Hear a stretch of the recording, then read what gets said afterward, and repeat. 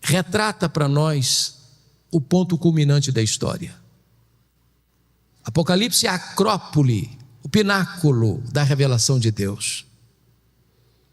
Esse livro não é tanto o registro de fatos que hão de acontecer, mas sobretudo Apocalipse é revelação de uma pessoa, é a revelação de Jesus Cristo nosso Senhor. O livro é acerca dele, da importância dele, da obra dele, da posição dele, da soberania dele e da sua vitória gloriosa.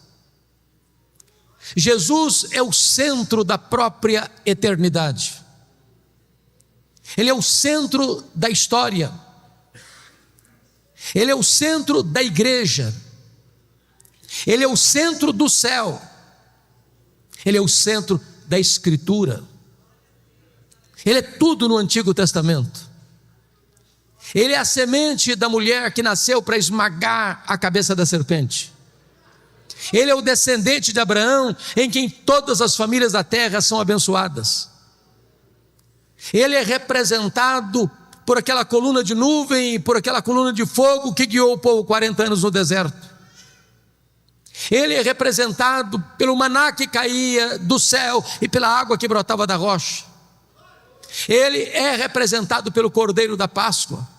Ele é representado pelo tabernáculo. Ele é representado pela Arca da Aliança. Ele é representado pelo templo. É representado pelas festas, pelos sacrifícios, pelo sábado. Tudo é uma sombra dele. Ele a realidade. Jesus é tudo também no Novo Testamento. Ele é o Messias prometido. Ele é o Filho de Deus. Ele é o Verbo que se fez carne. Ele é o pão da vida. Ele é a luz do mundo. Ele é a porta das ovelhas. Ele é o bom pastor. Ele é a ressurreição e a vida. Ele é o caminho e a verdade e a vida. Ele é a videira verdadeira. Ele é o amado da nossa alma. Ele é a nossa paz. Ele é a nossa alegria. Ele é a nossa justiça. Ele é a nossa herança. Ele é o alfa, ele é o ômega, ele é o princípio, ele é o fim, ele é o soberano dos reis da terra, ele é a razão da nossa vida.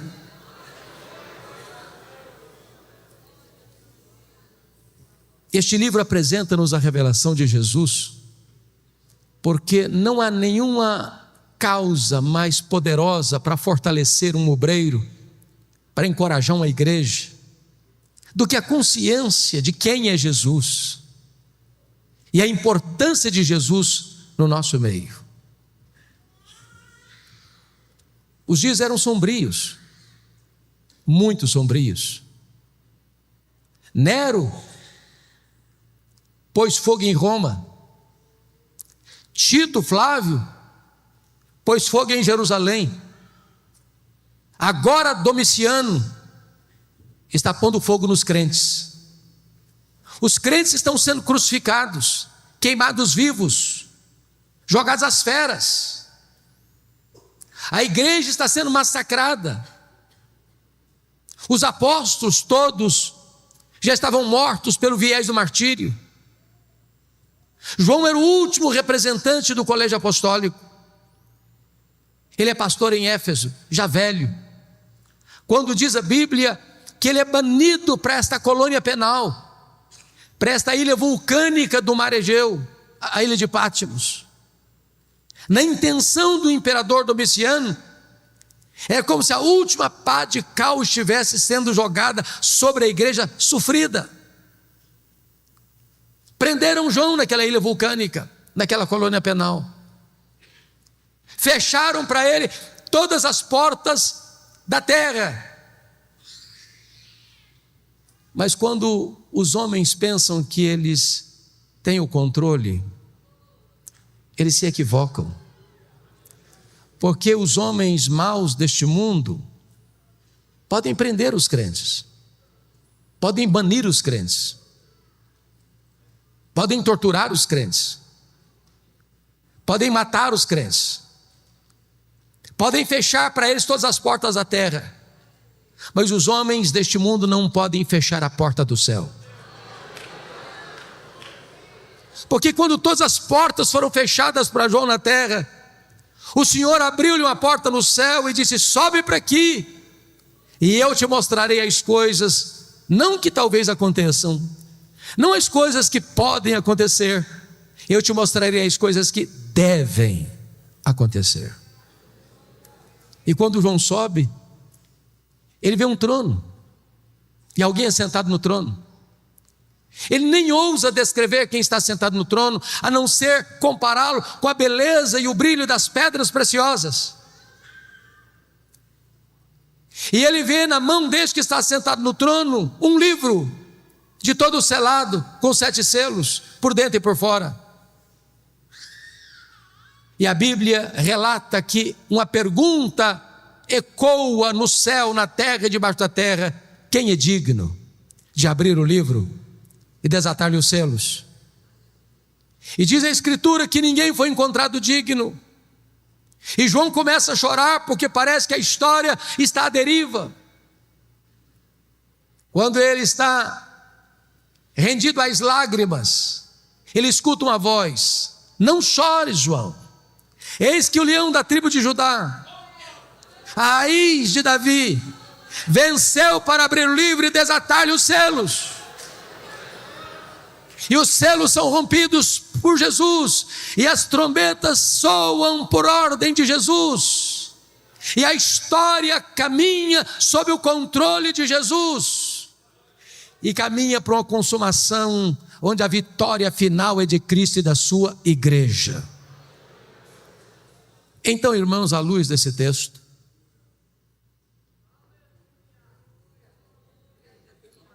eu gostaria de trazer 3 verdades para a nossa reflexão e ensino nesta noite.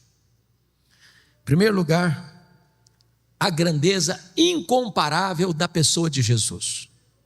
Em segundo lugar, a grandeza incomparável da obra de Jesus. E em terceiro lugar, as implicações incomparáveis dessas 2 verdades primeiras: quem Jesus é e o que ele fez. Vejamos então a grandeza incomparável da sua pessoa. Notem comigo, por gentileza, o versículo 5, que ele nos é apresentado como a fiel testemunha. E significa que ele é o supremo profeta. Ele é o mensageiro e ele é a mensagem. Ele é a última palavra de Deus para nós. Tendo Deus falado muitas vezes, de muitas maneiras, aos pais, pelos profetas, agora Ele nos fala pelo Filho. Sua revelação foi progressiva até Jesus, mas não a partir de Jesus. Se você não ouvir Jesus, não há mais nada diferente ou novo que possa ser comunicado a você, a trazer esperança para o seu coração. Ele é a verdadeira palavra de Deus, Ele é o verbo de Deus, Ele é o profeta e Ele é a mensagem, Ele é o mensageiro e Ele é a mensagem. Ele é o supremo profeta de Deus, a última revelação de Deus. Mas você vai notar comigo que no versículo de número 5, ele nos é apresentado como primogênito dos mortos e o soberano dos reis da terra. E ele aqui é o sumo sacerdote, porque ele é o sacerdote e é o sacrifício. Ele é o ofertante e ele é a oferta. Ele é aquele que está à direita de Deus Pai e intercede por nós. Ele é aquele que defende a sua causa diante de Deus. Ele é o advogado, o justo. É por isso que a Bíblia diz que nenhuma condenação pode sobrevir sobre a sua vida, porque a Bíblia pergunta assim: quem tentará acusação contra os eleitos de Deus? É Deus quem os justifica. Quem os condenará? É Cristo Jesus quem morreu, ou antes quem ressuscitou, o qual está à destra de Deus e também intercede por nós. Nas horas de angústias da sua vida, nas horas de aperto do seu coração, se você gritar por socorro, esse sumo sacerdote se levanta para estar ao seu lado, interceder por você e colocar a sua causa diante de Deus. Mas mais do que isso, o texto nos apresenta como ele é também o Rei dos reis. Ele é o soberano dos reis da terra. O que significa isso? Significa, meus amados irmãos, que ele tem o controle. Você vê hoje as nações confusas, as guerras, as ameaças de um conflito armado ou de uma guerra nuclear, e os homens passam a ideia de que eles é que têm as rédeas nas mãos, o controle nas mãos, eles que podem apertar um botão aqui, outro ali, outro acolá, para explodir o planeta. Mas quem está sentado no trono é o Senhor Jesus. Quem comanda o universo é o Senhor Jesus. Ele é o soberano dos reis da terra. Ele que levanta reis, Ele quem abate reis, Ele quem levanta reinos, Ele quem abate reinos.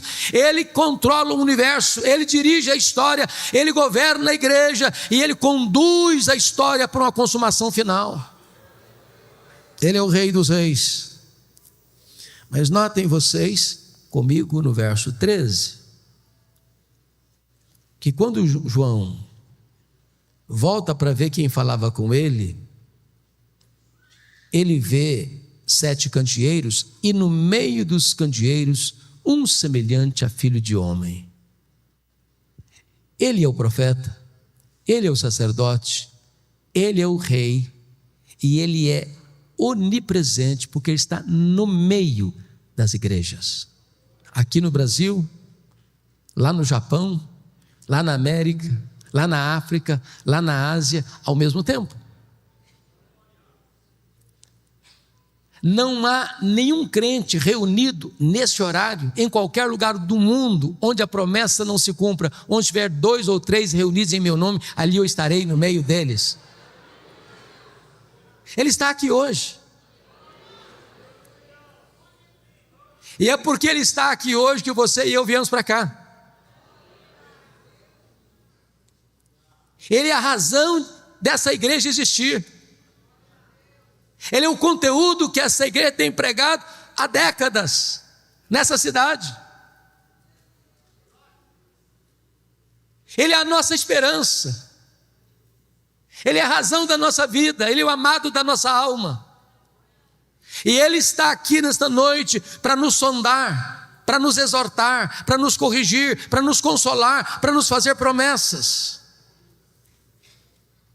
Agora notem comigo, amados, que quando João vai descrevê-lo, além de descrever a sua onipresença, ele vai descrever também que ele é eterno. Confira comigo o versículo 14, a sua cabeça e cabelos eram brancos como a alva lã, como neve, significa que ele é eterno, ele é o Pai da eternidade, ele preexiste ao tempo, ele preexiste à história, ele preexiste ao princípio. Antes que houvesse mundo, ele já existia. Ele não deriva a sua glória da criação. Se ele não tivesse criado os céus e a terra, ele era completo em si mesmo, satisfeito em si mesmo, perfeito em si mesmo. Ele é eterno. O tempo não o colhe de surpresa. A história que vem e que consumará não fecha a sua compreensão do tempo, porque ele está para além do tempo, ele é eterno. Ele não é pego de surpresa. Ele não está lá no céu esfregando as mãos, ansioso, sem saber o que vai fazer diante dessa conjuntura atual. Mas notem mais, versículo 14, ele não apenas é onipresente, ele não apenas é eterno. Versículo 14 diz que ele é também onisciente, os seus olhos são como chama de fogo. Ele tudo sabe, ele a tudo vê, ele a todos sonda. É por isso que ele se dirige às igrejas da Ásia, e para 5 delas ele diz: eu conheço as tuas obras. É por isso que ele disse à igreja de Pérgamo: eu conheço o lugar onde tu habitas, onde está o trono de Satanás. É por isso que ele diz à igreja de Esmirna: eu conheço a tua tribulação e a tua pobreza. Ele conhece o seu futuro, ele conhece o seu passado, ele conhece o seu presente, ele sabe quem é você, ele sabe o que você pensa, ele sabe o que você fala, ele sabe o que você faz, ele sabe o que você pensa. Nada pode ficar oculto aos olhos daquele que tem, às vistas daquele que tem os olhos como chamas de fogo. Ele é onisciente. Mas veja comigo, versículo 15: os pés semelhante a bronze polido, como que refinado numa fornalha. O que significa isso? Significa que ele é onipotente. Essa é uma figura de linguagem para dizer que se os seus pés são como bronze polido, como que refinado numa fornalha, ninguém resiste ao seu poder. Na linguagem do profeta Daniel, capítulo 2, que é uma das figuras mais incríveis da Bíblia, daquele sonho de Nabucodonosor, daquela grande estátua, cabeça de ouro, braços de prata, peitoral de prata, tronco de bronze, e as pernas de ferro, e os dedos de ferro e barro, representando os grandes impérios do mundo na época, a Babilônia, o Império Medo-Persa, o Império Grego e o Império Romano. Diz que uma pedra não lavrada por mãos bate nos pés da estátua, e toda a estátua vira pó, e essa pedra preenche todo o mundo. Sabe o que significa isso, meus irmãos? A Bíblia diz que quando Jesus voltar, Ele vai colocar todos os seus inimigos debaixo dos seus pés. Ele é vencedor. Aqueles que blasfemam dele, aqueles que negam a sua existência, aqueles que hoje zombam e escarnecem da nossa fé, aqueles que proíbem que o seu nome seja proclamado, que a sua palavra seja lida, terão que enfrentá-lo para serem derrotados por ele. E diz a Bíblia que ele vai lançar no lago do fogo o anticristo, o falso profeta, o diabo, a morte, o inferno e todos aqueles cujos nomes não estão escritos no livro da vida. E então ele entrará para a sala das bodas, para uma festa que não vai terminar nunca mais, para reinar com a sua igreja, e os seus inimigos serão completamente destruídos, porque ele é onipotente. Entendamos isso, irmãos. Ninguém pode prevalecer contra Jesus. Quando você vê o ímpio hoje estufando o peito e arrogantemente insurgindo-se contra Jesus, Jesus só está dando corda. Está dando corda. Está dando corda. Na hora que a corda puxar, o ímpio não tem amparo nenhum. Naquele grande dia, diz Apocalipse capítulo 6, versículos 12 a 17, que esses poderosos do mundo vão estar desesperados, clamando até com vontade de morrer, mas a morte vai fugir deles, porque eles terão que encarar o Rei dos Reis, o Senhor dos Senhores, o reto juiz, vencedor em todas as batalhas. Eu pergunto a vocês, onde estão os reinos deste mundo? Com tanto poder? Onde está a Babilônia hoje? Onde está o Império Assírio hoje? Onde está o Império Medo-Persa hoje? Onde está o Império Grego hoje? Onde está o Império Romano hoje? Onde são os poderosos deste século? Eles virão pó, mas Jesus continua no trono, Rei dos reis, Senhor dos senhores.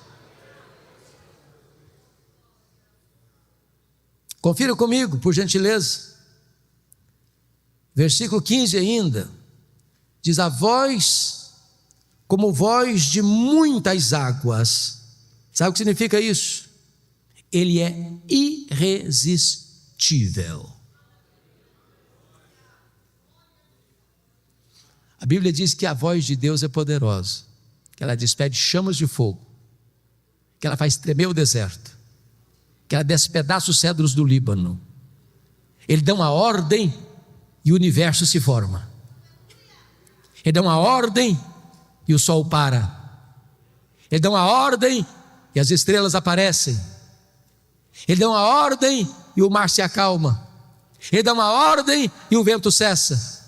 Ele dá uma ordem e um verme cumpre o seu mandato. Ele dá uma ordem e uma mula profetiza. Ele dá uma ordem e os demônios batem em retirada. Ele dá uma ordem e os anjos saem para obedecer a seu comando. Ele tem uma voz poderosa, voz como voz de muitas águas. Ele é irresistível. Sabe o que é maravilhoso? Você e eu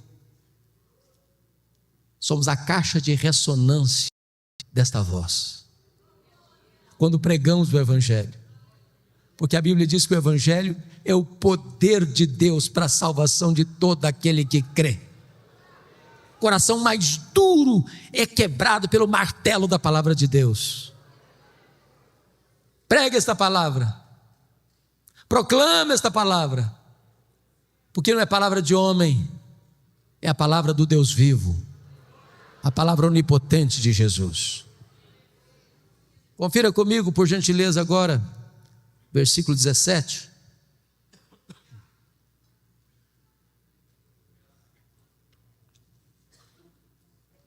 Vejam, por gentileza.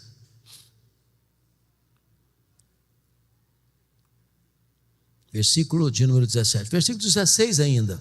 O 16 ainda, no finalzinho. Diz o versículo 16: na sua mão tinha na sua mão direita 7 estrelas, e da sua boca saía-lhe uma afiada espada de 2 gumes. Aqui eu quero destacar que ele é vitorioso. Se vocês lerem com atenção, vão perceber que no grande dia final, na batalha final, não acontecerá lá uma batalha de conflagração de carros, tanques de guerra.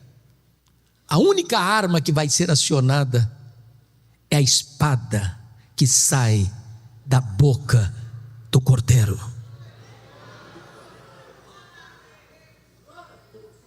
O Senhor não precisa de recursos humanos, de armas humanas para triunfar. É por isso que a Bíblia diz que vai matar o anticristo com o sopro da sua boca, com o poder da sua manifestação. Irmãos amados, como é importante nós compreendermos quão grande é Jesus, quão poderoso é Jesus, quão incomparável é Jesus. A espada que sai da sua boca significa que ninguém pode resisti-lo, ninguém pode ameaçá-lo, ninguém pode derrotá-lo. Nós não seguimos um líder fracassado, um líder derrotado. Nós seguimos aquele que é vencedor e invicto em todas as batalhas. Nós nem entramos em campo hoje para saber se vamos ganhar ou perder. Diz a Bíblia que nós já somos mais do que vencedores em Cristo Jesus, nosso Senhor. Louvado seja Deus. Se você é crente, se você nasceu de novo, você já está alistado neste poderoso exército vitorioso de Cristo Jesus.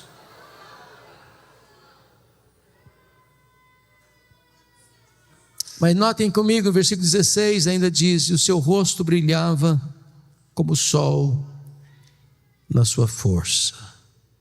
Oh, meus amados irmãos, aqui ele é o Cristo glorioso. Eu acho isso maravilhoso, sabe por quê? Porque a visão que João tem agora não é mais daquele Cristo do Getsêmani, sangrando, coberto de lágrimas, prostrado com o rosto no chão. A visão que João tem agora não é daquele Cristo cuspido e esbordoado do sinédrio judaico. A visão que João tem agora não é daquele Cristo espancado e vilipendiado do pretório romano. A visão que João tem agora não é daquele Cristo exangue que caminha trôpego debaixo do lenho maldito pelas ruas apinhadas de uma cidade ensandecida. A visão que João tem agora não é daquele Cristo suspenso entre a terra e os céus, pregado naquele lenho maldito. Não! Ele tem a visão do Cristo vitorioso. O seu rosto brilha como o sol na sua força. E notem que João era o discípulo mais próximo de Jesus. Mas ele está diante da glória do Cordeiro, do Cristo vencedor, do Cristo vitorioso. Mas, finalmente, examinando o primeiro ponto, a grandeza incomparável da pessoa de Jesus. Confira comigo, por favor, versículos 17 e 18. Quando o vi, caí a seus pés como morto.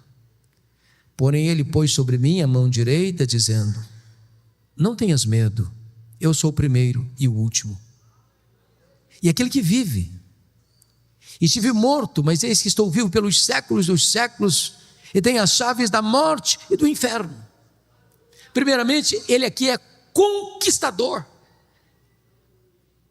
Ele entrou nas entranhas da morte, ele arrancou o aguilhão da morte, ele matou a morte, ele inaugurou a imortalidade e ressurgiu vitoriosamente. Agora ele é a ressurreição e a vida.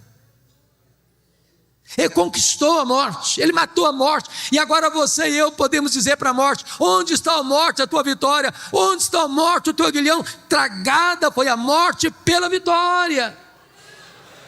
Agora, morrer para o crente não é um desastre mais. Para mim, o viver é Cristo e o morrer é lucro. Para mim, morrer é deixar o corpo e habitar com o Senhor. Para mim, morrer é deixar aqui este corpo e habitar com o Senhor, o que é incomparavelmente melhor.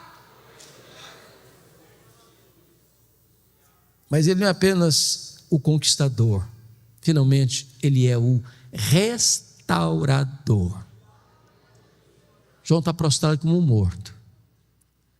Ele diz: ô João, não fica com medo não, eu sou o primeiro, eu sou o último, João, eu sou o alfa, eu sou o ômega. Ô João, eu já estive morto, mas eu estou vivo pelos séculos dos séculos, e eu tenho as chaves da morte e do inferno. Nós não viemos aqui nesta noite adorar o Cristo que esteve vivo e está morto. Nós viemos adorar o Cristo que esteve morto e está vivo, e vivo pelos séculos dos séculos.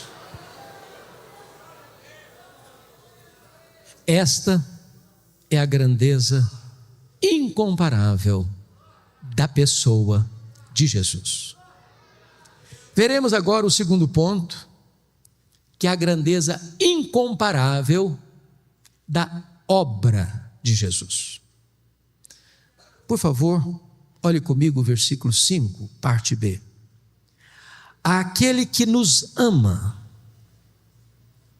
e pelo seu sangue nos libertou dos nossos pecados. Em primeiro lugar, ele ama a igreja. E vejam vocês que o verbo está no presente do indicativo, não está no passado. Ele não apenas nos amou, ele nos ama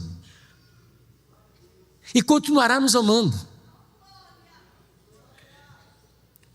Eu penso que não há nenhum remédio mais eficaz para curar o problema do complexo de inferioridade e da autoestima achatada do que essa verdade. Você acha pouco o fato de você ser amado por Jesus? Mas Ele não ama você porque viu em você algo digno de ser amado. A causa do amor dele por você e por mim não está em nós, mas nele mesmo. Sabe por quê? A Bíblia diz que Ele nos ama com amor eterno. O mundo não tinha sido criado ainda, e você já estava no coração dEle.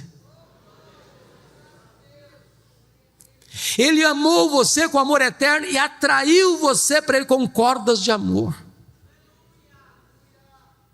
Deus não me ama por causa das minhas pretensas virtudes, Ele me ama apesar dos meus pecados.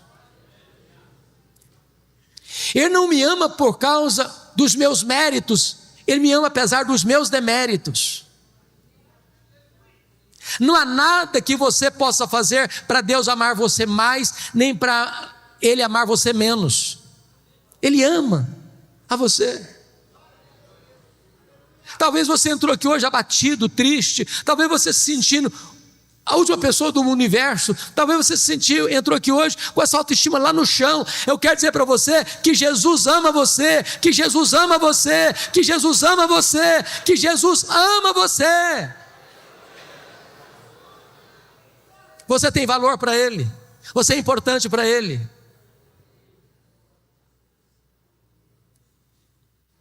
A segunda verdade que está aqui, notem comigo, por gentileza. Verso 5 ainda, está escrito o seguinte: e nos libertou, e pelo seu sangue nos libertou dos nossos pecados. Agora, note que o verbo não está no presente mais, está no passado. Sabe o que significa isso? A redenção que Ele deu para você é perfeita, é completa, é eficaz. Você não está meio salvo, você está salvo. Ele não deu para você meia vida eterna, Ele deu para você vida eterna. Agora notem mais, nem você nem eu vamos nos libertar dos nossos pecados. Impossível. Impossível. A Bíblia chega a dizer que assim como um leopardo não consegue tirar suas próprias manchas, nem um etíope consegue mudar a cor da sua própria pele, assim também eu não posso fazer o bem se eu estou inclinado a fazer o mal. A inclinação da nossa carne é inimizade contra Deus. Eu estava rendido aos meus pecados. Paulo diz em Efésios capítulo 2, que o homem antes da sua conversão, ele está depravado,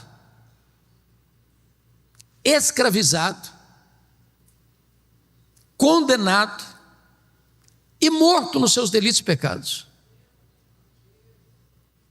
Não há nada que ele possa fazer.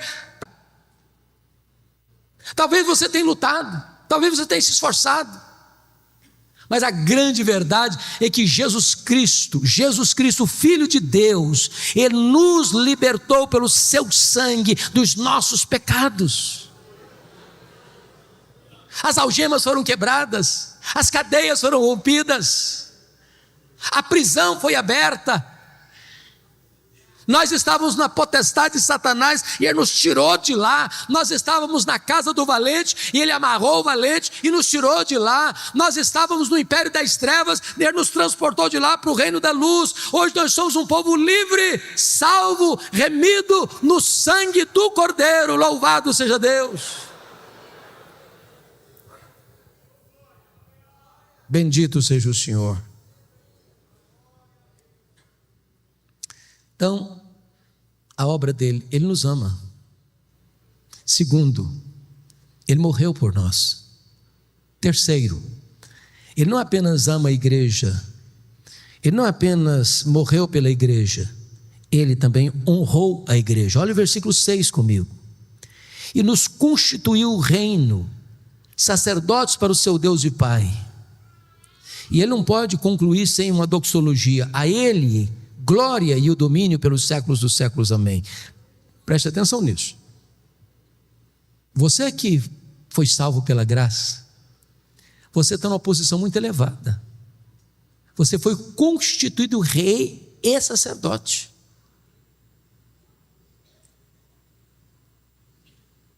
Talvez você aspire a algumas posições que algumas pessoas ocupam neste mundo, Pois eu posso lhe garantir que a posição mais honrosa que o mundo possa oferecer não é nada em comparação ao que você já tem. Você é rei e sacerdote. Significa que agora você tem livre acesso à presença de Deus. Você não precisa de um intermediário mais para você falar com Deus.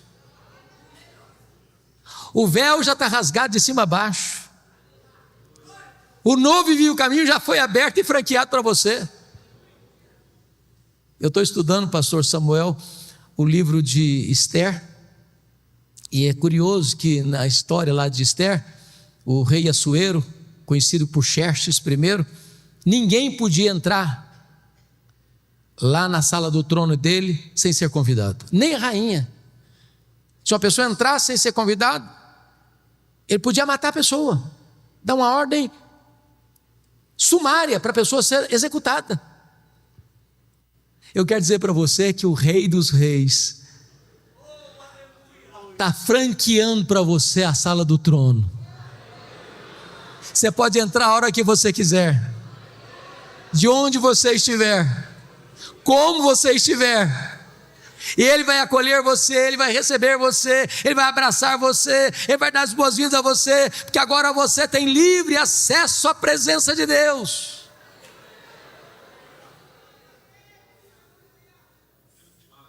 A Bíblia diz que o Senhor não apenas vai nos levar para o céu, Ele vai nos levar para o trono.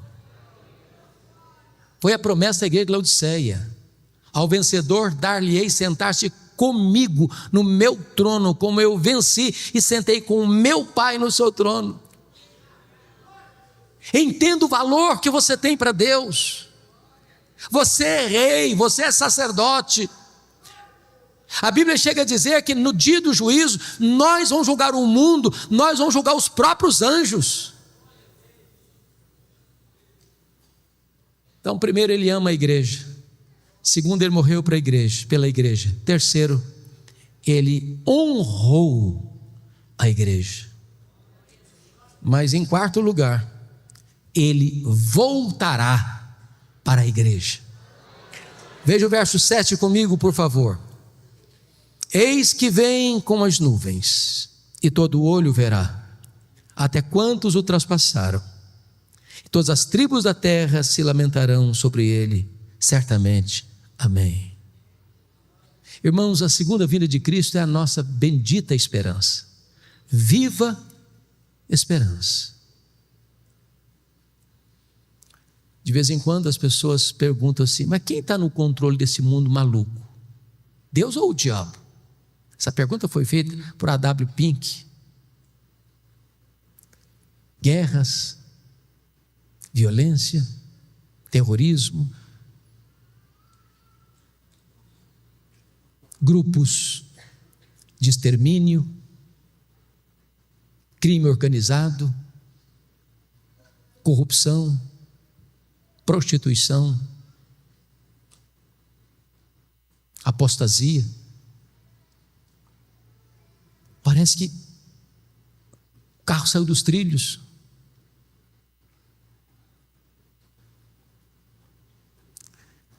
Mas eu quero dizer para você que a história não é um caminhão sem freio ladeira abaixo. O Senhor Jesus está no controle. E Ele não nos deixou enganados sobre o que haveria de acontecer. Ele já nos deu as pistas, já nos deu os sinais.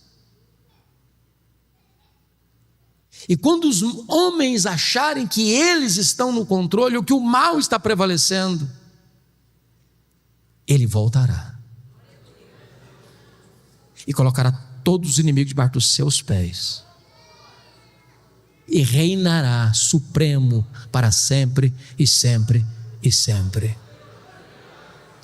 A pergunta, irmãos, é como Ele voltará? E a Bíblia responde: Ele voltará pessoalmente. Pessoalmente. Ele não vai mandar um embaixador, não. Ele mesmo virá.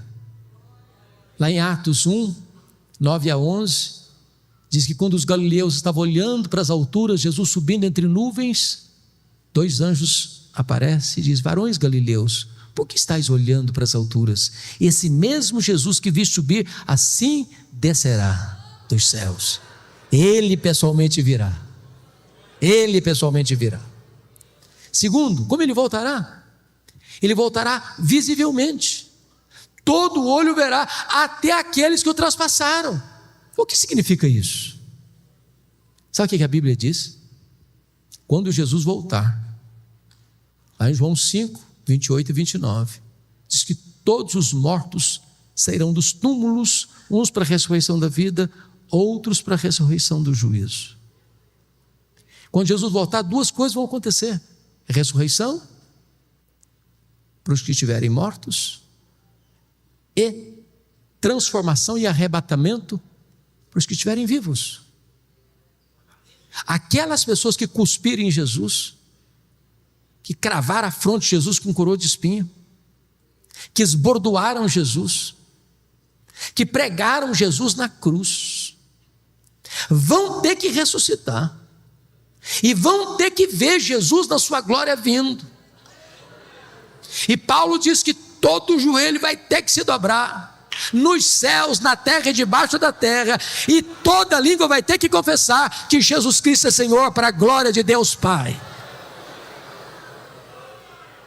A igreja fará isso com a maior das alegrias, os ímpios com o maior dos terrores. Terceiro lugar, como Jesus voltará? Ele voltará audivelmente. Ressoada a trombeta de Deus, ouvida a voz do arcanjo, ele descerá dos céus. Se a volta de Jesus vai ser o fato mais público da história, também será o fato mais audível da história. Não haverá montanha tão alta, deserto tão inóspito, caverna tão escura, que impedirá as pessoas de ouvirem o alarido desta vinda. Se de dia, se de tarde, se de noite, não sabemos. Porque ele virá de dia, ele virá de tarde, ele virá de noite. Como assim?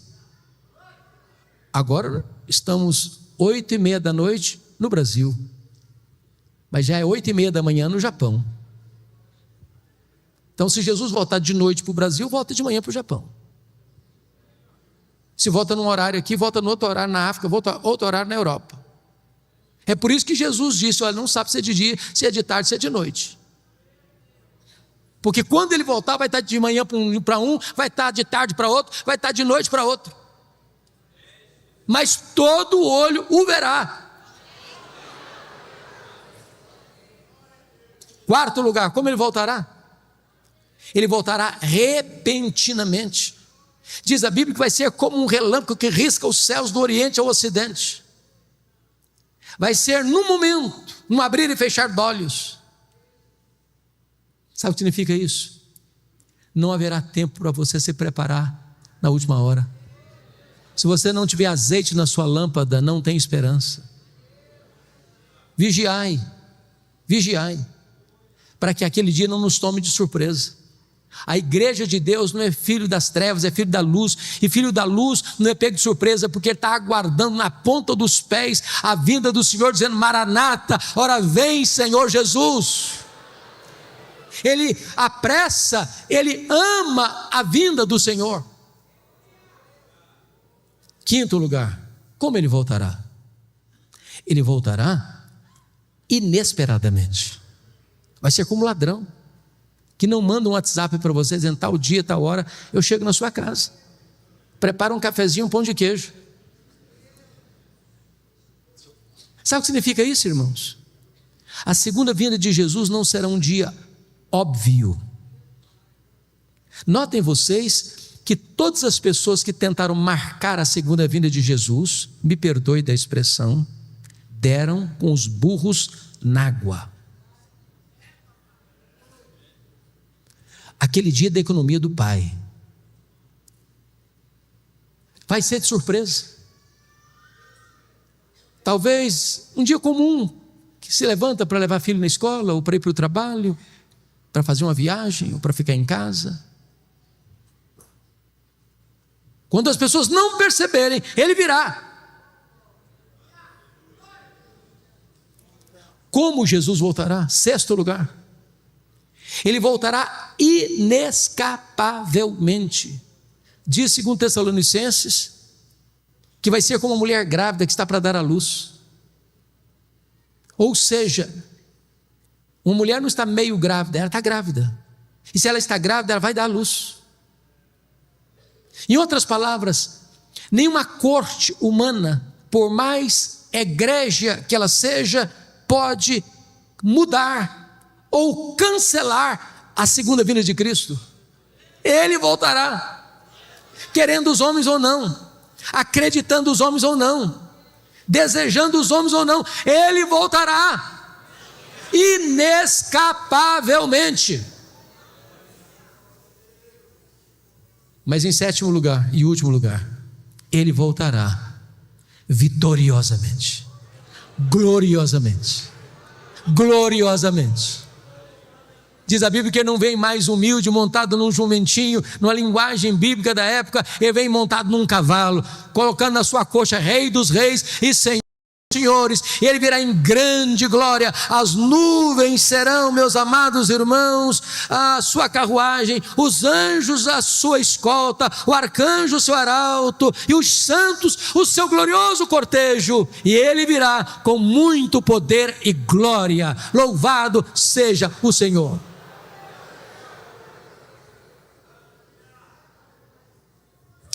Então, até aqui nós olhamos a grandeza incomparável da pessoa de Jesus. Ele é onipresente, Ele é onisciente, Ele é onipotente, Ele é irresistível, Ele é glorioso, Ele é vitorioso, Ele é restaurador. Olhamos a grandeza incomparável da sua obra. Ele ama a igreja, Ele morreu pela igreja, Ele exaltou a igreja e Ele voltará para a igreja. Agora, em último lugar, terceiro e último lugar, vamos ver a grandeza incomparável das implicações dessas duas verdades. Primeira implicação: não precisamos então ter medo da vida. Tem muita gente com medo da vida.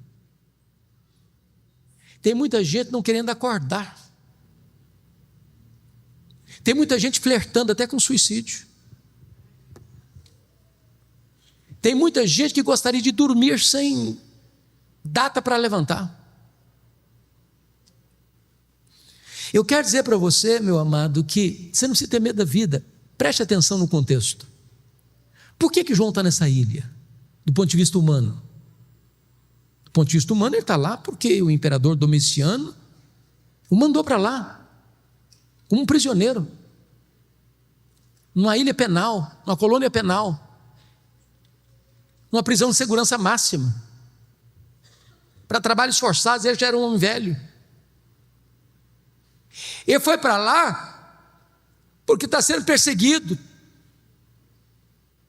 Seus pares, os apóstolos, já estão mortos. Os seus irmãos estão sendo queimados vivos, crucificados, jogados às feras. Do ponto de vista humano, o mal está prevalecendo, a igreja está sufocada. Mas o que ele vai entender? Veja comigo o versículo 9: achei-me na ilha chamada de Patmos por causa da palavra de Deus e do testemunho do Senhor Jesus. Ele está fazendo outra leitura. Então não foi Domiciano que me mandou para cá, não. Eu estou aqui, é por causa de Jesus. Eu estou aqui, é por causa da palavra de Deus. Eu estou aqui para uma agenda celestial. Eu estou aqui porque Deus aproveita a situação adversa da agora para transformar a tragédia em triunfo. Eu estou aqui para receber a revelação de Deus das coisas que devem acontecer. Quem está no controle é Deus. Deus transforma a ilha de Patmos na porta do céu. Deus transforma a tragédia em triunfo. Deus é especialista em virar a mesa, em mudar o placar do jogo. Você não precisa ter medo da vida. Me permita dizer isso, meus amados irmãos. A igreja de Deus é indestrutível.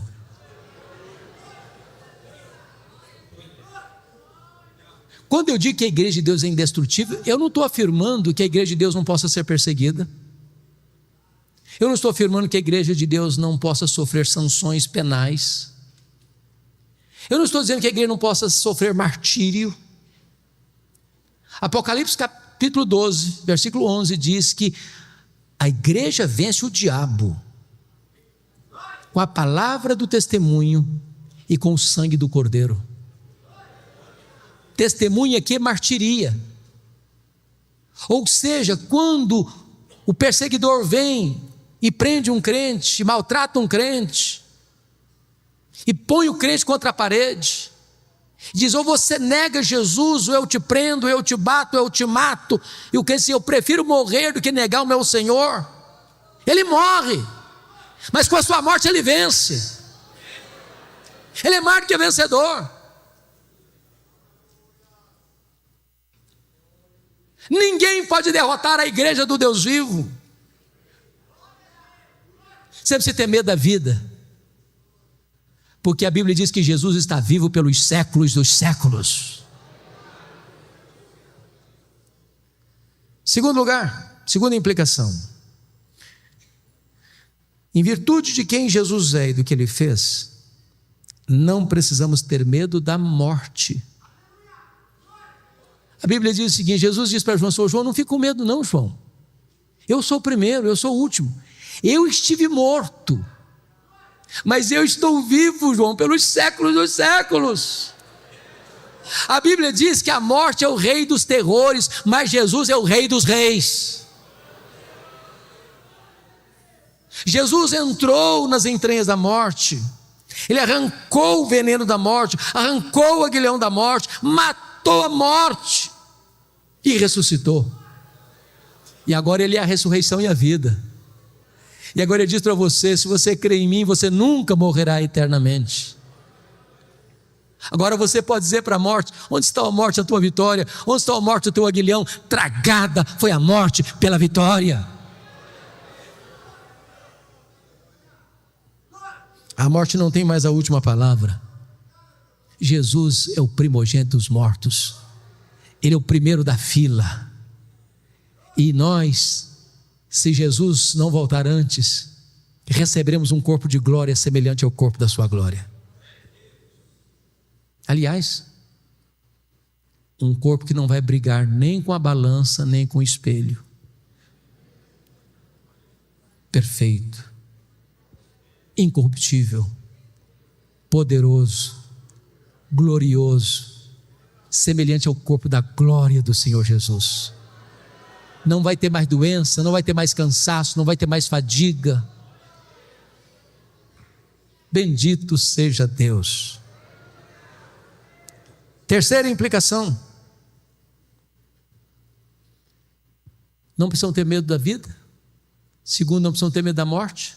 Terceiro, não precisamos ter medo do desconhecido. Irmãos, você e eu agora não enxergamos na curva, não enxergamos no escuro. Eu sei o final é de glória, mas o processo eu não sei. Eu não sei se você e eu estaremos vivos amanhã. E às vezes a gente fica com medo. Mas me permita voltar com você para o verso 1, que está escrito aqui: revelação de Jesus Cristo que Deus lhe deu para mostrar aos seus servos as coisas que em breve devem acontecer. Preste atenção. Não é nas coisas que talvez aconteçam, não. Não é nas coisas que podem, não. Nas coisas que devem acontecer. Sabe o que significa isso? Que quem escreve a história é Deus. Quem determina a história é Deus. Quem está no controle é Deus. Sabe o que significa isso? Nós não cremos em acaso. Nós não cremos em sorte. Nós não cremos em azar. Nós não cremos em determinismo cego. Nós não cremos em coincidência. Nós não cremos em macumba pegando em crente. Nós não cremos em olho gordo. Nós cremos que a mão de Deus dirige o nosso destino. Então descanse seu coração. Tá, acalma o seu coração. Você precisa ter medo do desconhecido. Porque o plano de Deus é perfeito e não pode ser frustrado.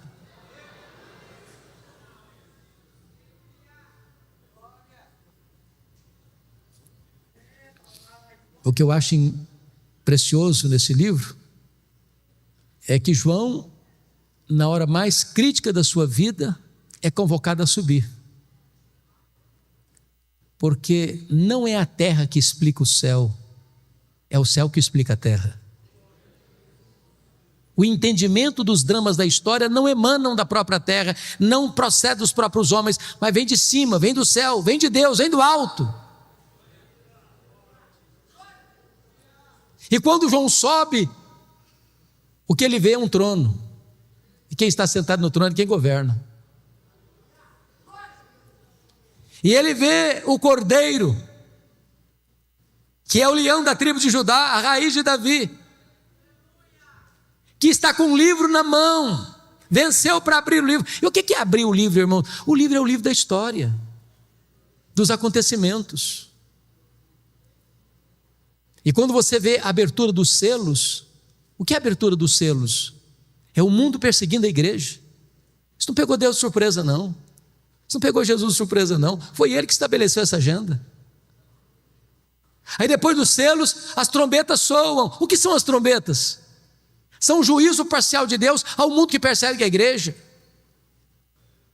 E quando as trombetas tocam, elas alcançam o quê? A terra, o mar, os rios, os astros, os homens. Você já parou para pensar ou interpretar os fenômenos da natureza? Os tsunamis, os maremotos?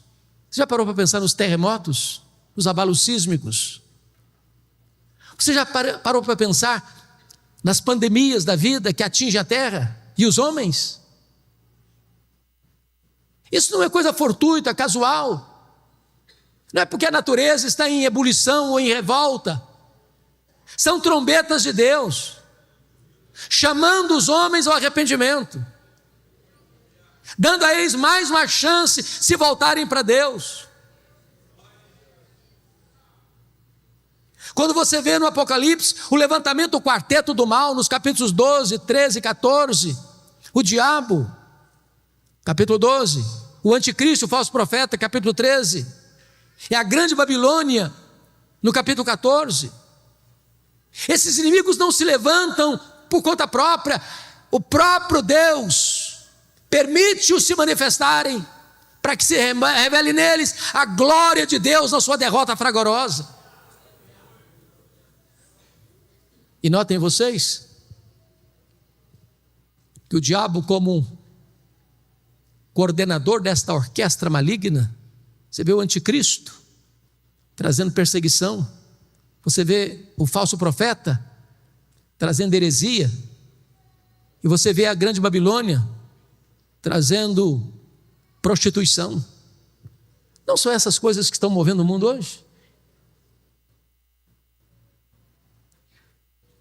Mas o Senhor vai pôr fim a toda esta corrente de maldade.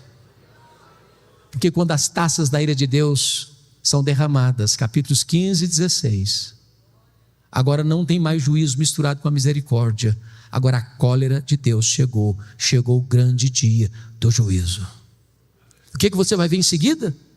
Capítulos 17, 18 e 19, a queda do quarteto do mal. 17 e 18, a queda da Babilônia. 19, a queda do anticristo, do falso profeta. Capítulo 20, a queda do diabo. No capítulo 20 ainda, a queda de quem mais? Da morte, do inferno, dos ímpios.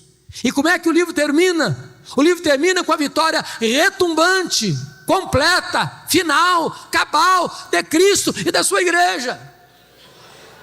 Então você não precisa ter medo do desconhecido, porque o desconhecido é para nós, mas para Deus já está tudo decidido, controlado, resolvido. A vitória é de Cristo e da sua igreja.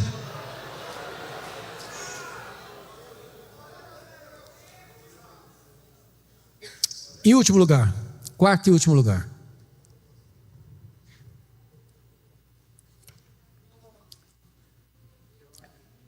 Porque Jesus é quem Ele é, e porque Ele fez o que Ele fez, então você e eu não precisamos ter medo da eternidade.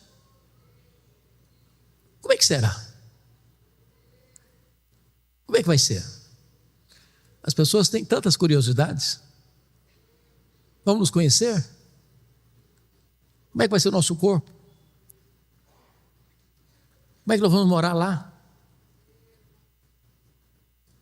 Como vão ser os relacionamentos lá? Quanto tempo vai durar? E nem tempo vai ser, porque o tempo você marca com segundos, minutos, horas, dias, semanas, meses, anos, décadas, séculos, milênios. A eternidade não termina nunca. Mas não haverá um dia de monotonismo. Não haverá um dia de rotina pesada. Nós nos deleitaremos nele, nós glorificaremos a ele, nós serviremos a ele, nós contemplaremos a face dele, nós conheceremos a ele, nós viveremos com ele, reinaremos com ele para sempre, sempre, sempre, sempre. E ele diz para João: João, você não precisa ter medo não, João, porque eis que eu estive morto, mas estou vivo pelos séculos dos séculos. Quando os milênios rolarem, lá na eternidade, Jesus estará lá com você. Você não precisa ter medo. Não há nada que possa infundir medo ao seu coração. Como diz o apóstolo Paulo: eu estou bem certo de que nem a morte, nem a vida, nem anjos, nem principados, nem poderes, nem altura, nem profundidade, nem qualquer outra criatura poderá separar-nos do amor de Deus que está em Cristo Jesus, nosso Senhor. E eu termino fazendo uma declaração. Diz o texto que quando João viu Jesus na sua glória, ele caiu como morto aos seus pés. E a pergunta é esta: e você? Que postura você tem tido em relação a Jesus? Você tem se curvado também? Tem se prostrado também? Você o reconhece nesta noite como Senhor da sua vida, como Salvador da sua vida, como a razão da sua vida? Ele está aqui hoje, poderoso para salvar, poderoso para restaurar, poderoso para consolar, poderoso para fazer tudo novo na sua vida. A Ele, o Rei da Glória, a Ele, o Alfa e o Ômega, a Ele, o soberano dos reis da terra, a honra, a glória e o louvor, agora e pelos séculos eternos. Amém.